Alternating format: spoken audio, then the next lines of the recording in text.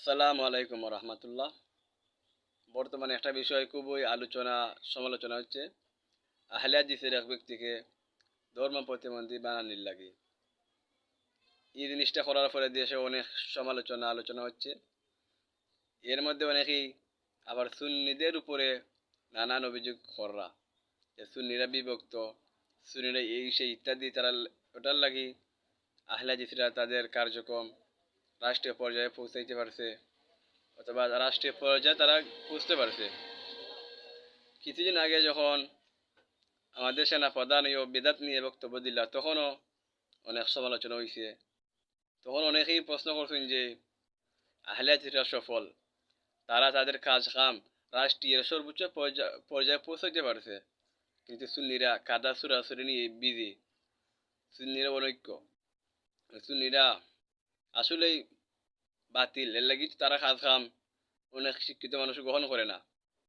একটা জিনিস আমরা অনেক সময় লক্ষ্য করতে পারি যে যারা আছেন জেনারেলি শিক্ষিত, অফিস আদালতে কাজ কাম করেন, তাদের অধিকাংশই কিন্তু আহলে হাদিস দ্বারা প্রভাবিত।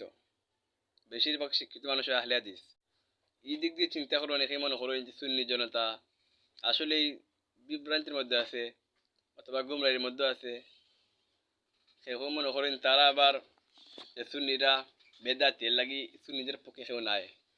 তো তারাই উদ্দেশ্যই হইলাম যে যদিও আহলে হাদিস সালাফি বা জামাতি অনেক সময় দেখা যায় যে রাষ্ট্রে বড় বড় পর্যায়ে তারার মানুষজন তারা পৌঁছে যায়, এটার লাগে আবার সুন্নিদেরকে বাতিল বা গুমরাহ বা বেদাতি এগুলা বলা নিতান্তই মূর্খতা ছাড়া কিছু নাই।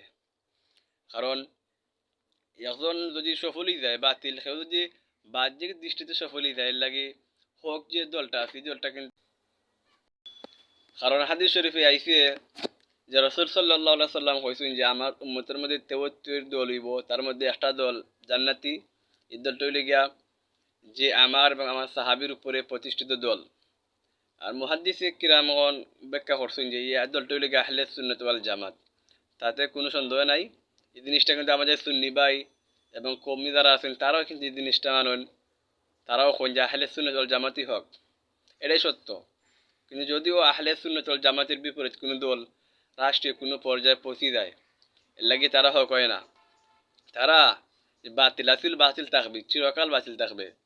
হতে পারে বর্তমানে বাংলাদেশে 10% আহলে হাদিস আছে, যদিও 30% আহলে হাদিস হয়ে যায় বাংলাদেশও, তারপরেও কিন্তু আহলে হাদিস দল হক হবে না। এটা বাতিল বাতিল থাকবে, চিরকাল বাতিল থাকবে। এর লাগে সুন্নি জনতাকে দোষারোপ করা বা তাদেরকে মন্দ বলা, এই জিনিসটা নিতান্তই মূর্খতা ছাড়া কিছু নাই। আর সুন্নিরা রাষ্ট্রীয় ক্ষমতার পাগল নাই। সুন্নি দলটাই আকিদের উপর প্রতিষ্ঠিত। তার আকিদা মাযহাব মানহাজ ঠিক আছে, তারাই সুন্নি। তার আকিদা গুমরা থাকে, তারা রাষ্ট্রীয় পর্যায়ে যদি পৌঁছেও যায় তবুও তারা সফল নাই।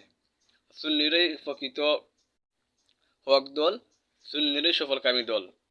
যদিও বাহ্যিক দৃষ্টিতে অনেকে বুঝতে পারে না, এটা তাদের ব্যর্থতা, কিন্তু সুন্নিরা বাস্তবেই হক দল, প্রতিষ্ঠিত দল।